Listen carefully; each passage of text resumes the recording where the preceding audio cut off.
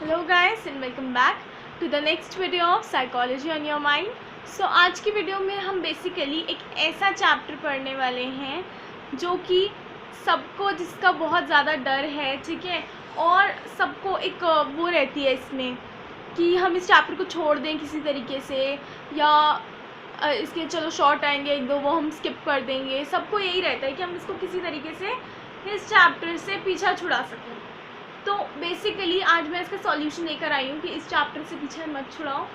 इसका भी अलग से एक 10 मार्क्स का क्वेश्चन आता है, भले ही ऑप्शनल में आता है, यू कैन स्किप इट। अगर आपको नहीं आता है तो आप छोड़ सकते हो, लेकिन आप पूरा चैप्टर पेपर से पहले ही चैप्टर छोड़ दो, that is not at all justified basically, ठीक है। सो इसीलिए मैंने ये चैप्टर भी कवर अप करा दिया है, ठीक है। अभी एग्जाम्स में टाइम है, अभी ये चैप्टर पढ़ लोगे तो बहुत फ़ायदे में रहोगे, बिकॉज 10 मार्क्स के लिए आता है, ठीक है। इसके बाद you have life span development also, वो भी बच्चे छोड़ देते हैं, तो उसको ना छोड़ो, ठीक है। और क्योंकि आपके पास चॉइस दो की चॉइस होती है और 2 चैप्टर ही बच्चे छोड़ के चले जाते हैं।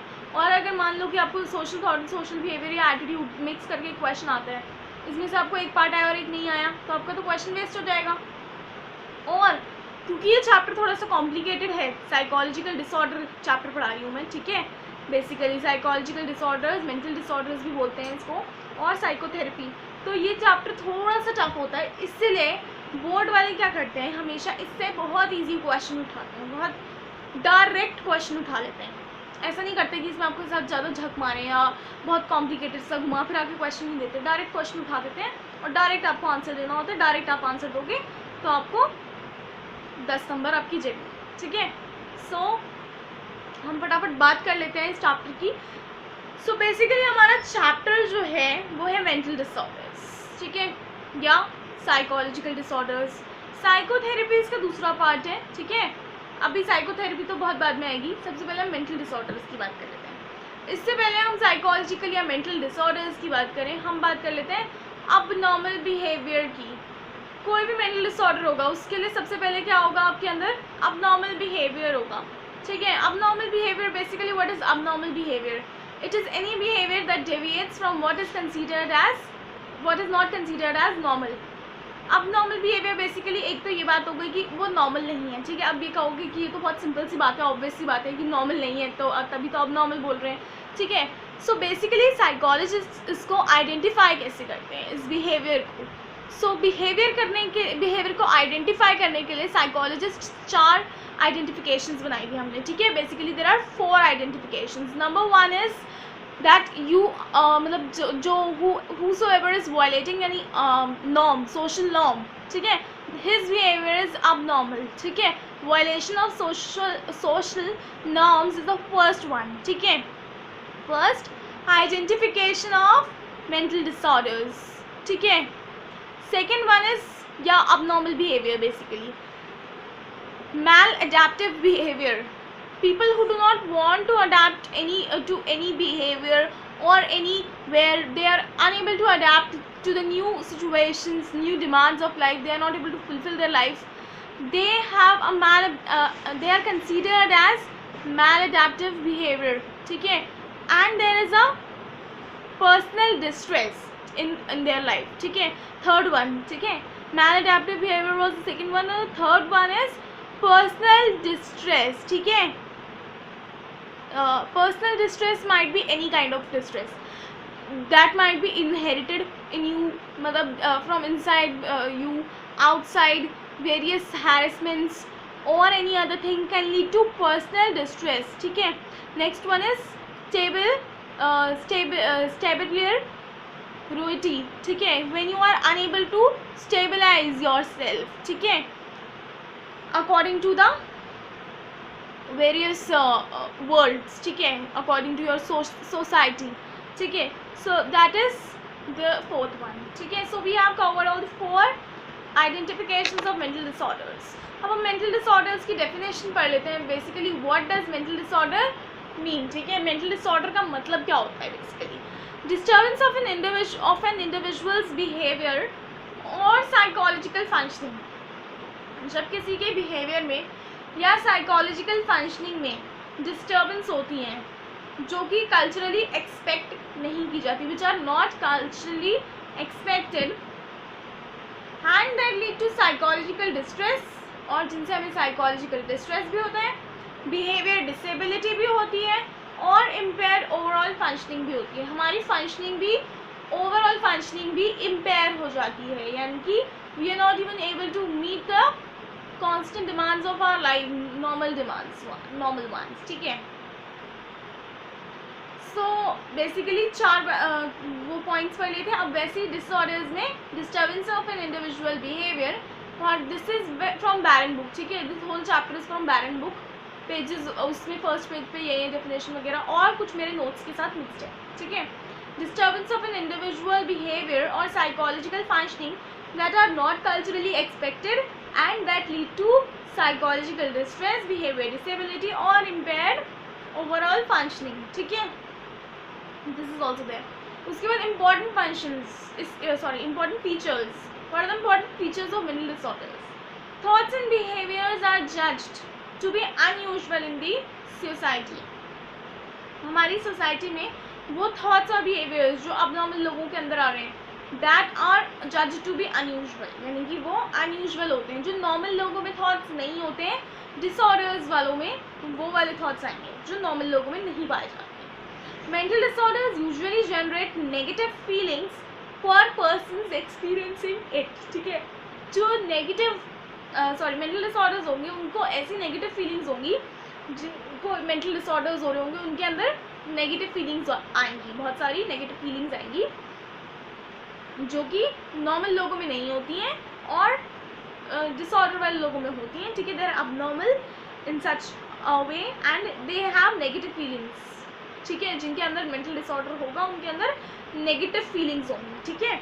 The third one is people will not be able to work normally and are not able to meet constant demands of daily life। जैसे कि मैंने बताया कि जो लोग होंगे they are not unable to work normally, they are not able to work normally, ठीक है। वो normally work नहीं कर पाएंगे, ठीक है। and they are not able to meet the demands of daily life। जैसे कि छोटी छोटी बातें, उनको बहुत सारी प्रॉब्लम्स होने लगेंगी छोटे छोटे कामों में, जैसे कि उनसे पानी नहीं पिया जाएगा, अपने आप पानी नहीं लेके पी पाएंगे, कुकिंग नहीं कर पाएंगे, they can not cook for themselves, ठीक है। Talking, they can't even talk properly, ठीक है। उनको बात करने में भी प्रॉब्लम्स होने लगेंगी basically. So this is there. उसके बाद you have models of abnormality, ठीक है। मॉडल्स ऑफ अबनॉर्मलिटी का मतलब frameworks that provide comprehensive accounts of how and why mental disorders develop and how they can be best treated। so basically frameworks जो होते हैं, ठीक है, जो भी हमारे frameworks होंगे, द मॉडल्स ऑफ abnormality, जैसे कि हमने abnormal behavior पढ़ लिया। अब उसके मॉडल्स कौन से हैं जो कि हमारे कॉम्प्रिहेंसिव अकाउंट्स देते हैं हमें, ठीक है, कि मेंटल डिसऑर्डर्स क्यों बनते हैं और कैसे उनको हम बेस्ट ट्रीट कर सकते हैं। वो आपका आ जाएगा मेंटल मॉडल्स ऑफ abnormality। सो हम मॉडर्न पर्सपेक्टिव्स की बात करेंगे, ट्रेडिशनल की बात नहीं करेंगे। सो मॉडर्न में biological, psychological, socio cultural and diathesis stress model, ये चार तरीके हैं मेंटल डिसऑर्डर्स को ट्रेस करने के लिए और उनको ट्रीट करने के लिए। मॉडल्स ऑफ अबनॉर्मलिटी के मॉडर्न पर्सपेक्टिव्स, ठीक है। So let's just talk about biological first of all, ठीक है। बायोलॉजिकल की बात कर लेते हैं। बायोलॉजिकल में it emphasise the role of nervous system in mental disorders, यानी कि हमारे डिसऑर्डर्स में बायोलॉजिकल फोर्सेस का क्या रोल है, ठीक है। कि it seeks to understand disorders in terms of malfunctioning of portions of the brain, कि हमारे कौन से ब्रेन के पोर्शंस मैल फंक्शन कर रहे हैं जिनकी वजह से हमें डिसऑर्डर्स हो रहे हैं, ठीक है। इम्बैलेंसेस हो रहे हैं वेरियस न्यूरोट्रांसमीटर्स, छोटी छोटी जो नर्व्स होती हैं, ठीक है। न्यूरॉन का स्ट्रक्चर ऑफ न्यूरॉन सबने देखा होगा कितना छोटा होता है, वो तो हम बायो में जूम करके बना लेते हैं उसको, बट वो जो है उस तरीके से हमारा कैसे न्यूरोट्रांसमीटर्स में क्या इम्बैलेंसेस हैं, यानी कि वो हमारे मैसेजेस, न्यूरोट्रांसमीटर्स वो होते हैं। न्यूरोट्रांसमीटर्स बेसिकली बायोलॉजिकल वर्ड है, ठीक है, लेकिन हमें साइकोलॉजी में बस इतना समझना है कि जो मैसेज कन्वे करता है ब्रेन से हमारे वेरियस बॉडी पार्ट्स में, like reflex action you must have done, कि हम कोई हॉट आयरन टच करेंगे और हम अगर हमारा हाथ टच होगा उस पर गलती से भी तो हम एकदम से अपना हाथ पीछे कर लेंगे, तो वो न्यूरोट्रांसमीटर्स है। वेरएज़ अगर कोई साइकोलॉजिकल डिसऑर्डर वाला है, मेंटल डिसऑर्डर वाला हुआ, उसका न्यूरोट्रांसमीटर्स ठीक से मैनेज नहीं कर रहे हैं, तो वो उसको हाथ लगा के रखेगा, जब उसका हाथ थोड़ा सा जल जाएगा then he will realise that मेरा हाथ जल गया है, हटा देगा। उसको एकदम से मैसेज कन्वे नहीं हो रहा है, ठीक है, हाथ तो चली गई, ठीक है, बट मैसेज एकदम से कन्वे नहीं होगा। बट हम बात कर रहे हैं बायोलॉजिकल फैक्टर्स की। बायोलॉजिकल में आपका डीएनए, ब्लड, ये सब भी आता है। सो एग्जाम्पल मान लो इसका कि मैनी मेंटल डिसऑर्डर्स शो, जैसे कि हेरिडिटी से, ठीक है, basically many mental disorders show a high degree of confidence among close relatives, जैसे कि क्लोज रिलेटिव्स मौसी हैं या मामा हैं, उनसे जैसे कि आ जाते हैं, बहुत सारे ट्रेड्स भी आ जाते हैं, पर्सनालिटी ट्रेड्स भी आ जाते हैं, दादी दादा है, नानी नाना है, कोई ट्रेड्स उनसे आ जाते हैं हमारे अंदर, ठीक है। जैसे कि अगर किसी if one family member develops a disorder then others are at increased risk for developing too, ठीक है। जिनको डिसऑर्डर किसी की फैमिली में किसी एक को हो गया, दूसरों को भी होने की बहुत ज़्यादा प्रोबेबिलिटी हो जाती है, उनका रिस्क भी बढ़ जाता है, वही सेम डिसऑर्डर डेवलप करने का, ठीक है। सो ये तो हमारे डिसऑर्डर बायोलॉजिकल फैक्टर्स की बात हो गई। अब हम करते हैं साइकोलॉजिकल फैक्टर्स की। The psychological perspective emphasises the role of basic psychological process in the occurrence of mental disorders. Psychological perspective में मेनली हम साइकोलॉजिकल प्रोसेस पढ़ते हैं कि मेंटल डिसऑर्डर हमारे साइकोलॉजिकल प्रोसेस से भी आ जाते हैं। जैसे कि many psychologist believe that, for instance many psychologist believe that learning plays a key role in many mental disorders। बहुत सारे मेंटल डिसऑर्डर्स में हम लर्निंग प्लेज अ की रोल। जैसे कि फोबिया है, फियर ऑफ डार्क, बहुत सारे पेरेंट्स बच्चों को, अपने बच्चों को मतलब बचपन में ऐसी हैबिट डाल देते हैं कि अरे उस रूम में मत जाओ, वहाँ पर अंधेरा है, वहाँ पर भूत आ जाता है, या ऐसे ऐसे फोबियाज डाल देते हैं। और फिर जब वो बच्चे बड़े होते हैं उनको उससे डर तो रहता ही है, तो जैसे जैसे वो बच्चे बड़े होते चले जाते हैं, बड़े होते होते भी उनको क्या होता है, वो डर उनके मन में ही रह जाता है, वो डर वहीं रह जाता है, ठीक है। पेरेंट्स ने तो डाल दिया, और जब मान लो कि अगर कोई 8th या 10th क्लास का बच्चा बोले कि मेरे को नहीं जाना, मेरे को अंधेरे से डर लगता है, तो फिर वो अबनॉर्मल बिहेवियर में आ जाएगा। सो गलती तो पेरेंट्स की है ना कि उन्होंने उस बच्चे को पहले उन्होंने उससे उस चीज़ से डराया, ठीक है। You don't want your child to go to that room, you can put up a lock और समथिंग लाइक दैट, ठीक है। But other than that what you can do is you should never, मतलब as in give them fears like this, ठीक है, कि अब बच्चा बड़ा हो गया उसके बाद भी उसे डर लग रहा है कि मैं वहाँ नहीं जाना, ठीक है। अब ऑल्दो उसको पता है कि भूत भूत कुछ नहीं होता, लेकिन फिर भी उसको कहीं ना कहीं मन में एक डर रह जाएगा। जैसे कि अकॉर्डिंग टू फ्रॉइड, मैंने एक पोस्ट देखा था, शेयर भी किया था बल्कि, according to Freud there are never unexpressed feelings are never will never die, they are इधर बरीड अलाइव और जस्ट फॉरगॉटन, ठीक है, हम भूल जाते हैं, and they will come back in the uglier days of life, ठीक है, कि बाद में आ जाती हैं वो आपके उसमें। So this was set by Sigmund Freud and this over here is implemented a lot, क्योंकि देखो वो बच्चे को उसकी कंडीशनिंग वैसी हो गई तो इसलिए वो डरता ही है, ठीक है। जैसे कि पेरेंट्स होते हैं लाइक मॉम, मान लो किसी की मम्मी छिपकली या कॉकरोच देख के चिल्लाएंगी, सो उसकी भी फीचर वैसी हो जाएगी, भले ही छिपकली या कॉकरोच से उसको देख के एकदम से डर नहीं लगता, ठीक है, लेकिन उसकी फंक्शनिंग ऐसी हो जाएगी कि आगे जाके वो डर जाएगा छिपकली और कॉकरोच से, ठीक है। उसके बाद हम आ जाते हैं फोबियाज पे।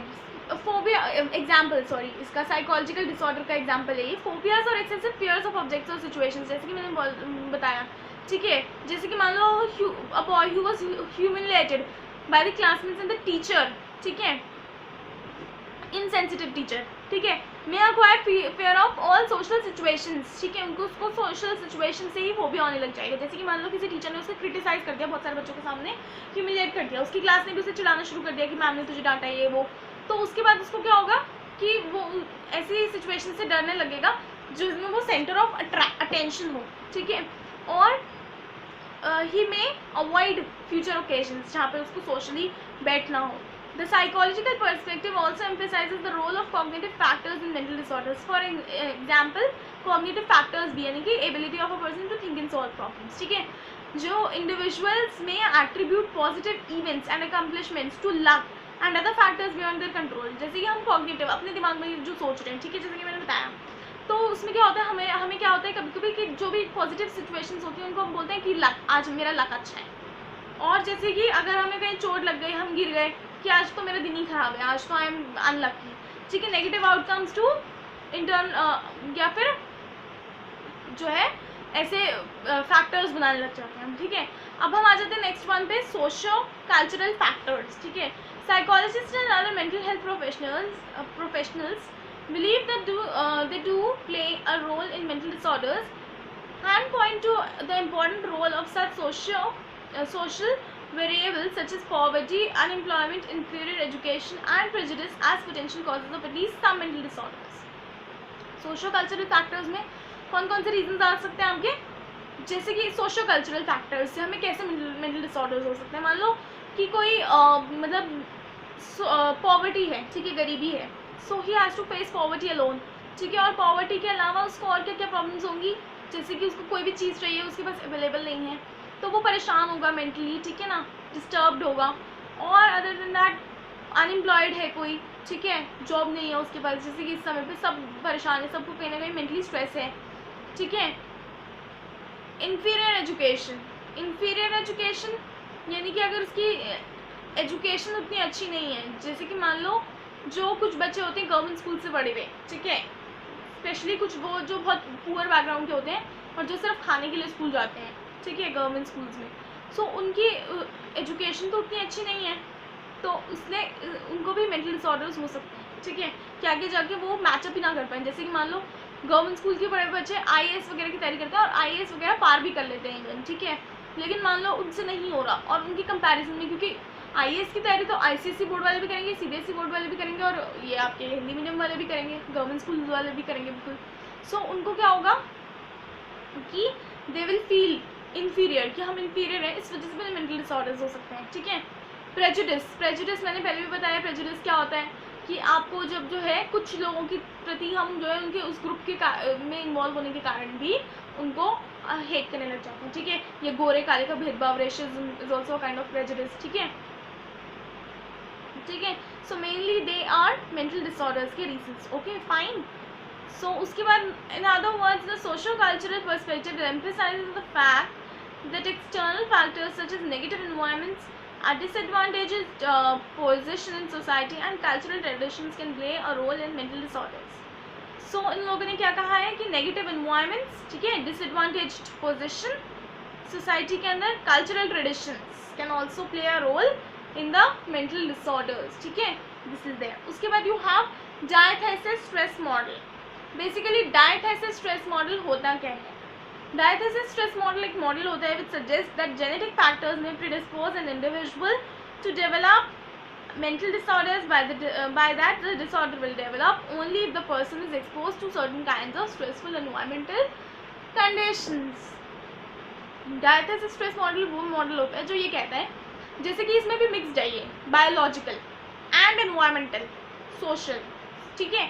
सो बेसिकली इन लोगों ने क्या कहा कि ये कह रहे हैं डायथेसिस स्ट्रेस मॉडल वाले कि ये मॉडल ये सजेस्ट करता है कि एक इंडिविजुअल के अगर कोई इनहेरिटेड है, जैसे कि मान लो किसी के पापा में कोई डिप्रेशन या कोई ऐसा सिम्टम है, ठीक है, उनके आगे आने वाले बच्चों में भी डिप्रेशन के चांसेस होते हैं, लेकिन वो सिर्फ तब होते हैं अगर वो कुछ ऐसी सिचुएशन में जाए जिसमें डिप्रेस होने वाली बात हो. अगर वो खुशी खुशी जी रहे हैं, अच्छी खासी जॉब है, बिंदास जिंदगी चल रही है, ठीक है, लाइफ अच्छी है, खाना पीना अच्छा है, इंजॉय कर रहे हैं, हैप्पी इन देयर लाइव्स, तो why will they have depression.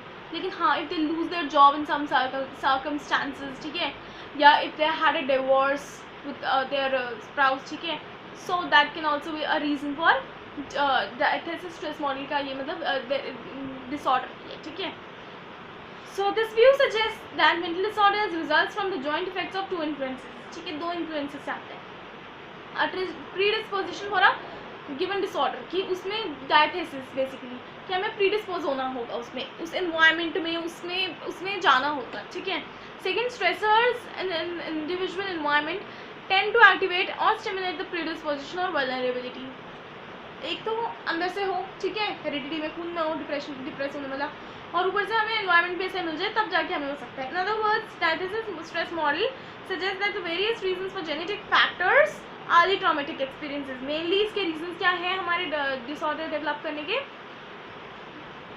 Genetic factors, ठीक है, कि हम पेरेंट्स से ऑफस्प्रिंग्स में आया है, तो genetic factors, early traumatic experiences, बहुत सारे ट्रॉमेटिक एक्सपीरियंसेस हो जाते हैं, they are also a reason for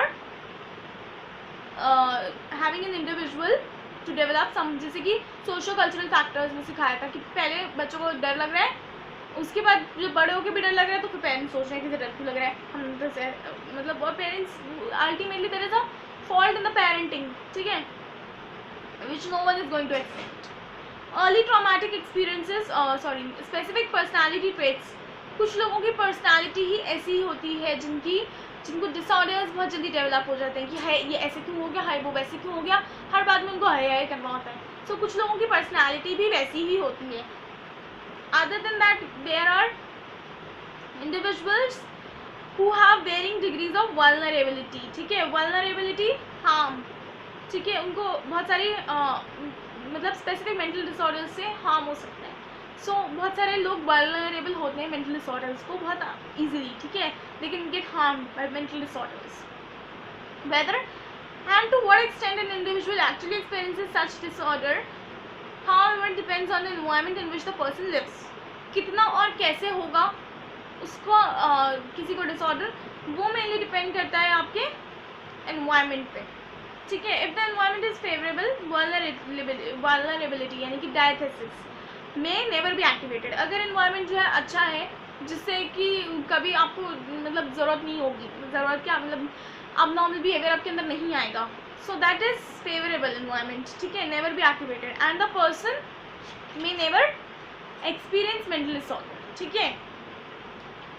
if environmental factors are unfavourable, the diathesis may be activated and one और मोर मेंटल डिसऑर्डर में रिजल्ट. अगर एनवायरमेंट भी फेवरेबल नहीं है, अनफेवरेबल है, तो डायथेसिस एक्टिवेट हो जाएगा और क्या करेगा, मेंटल डिसऑर्डर्स में रिजल्ट, ठीक है.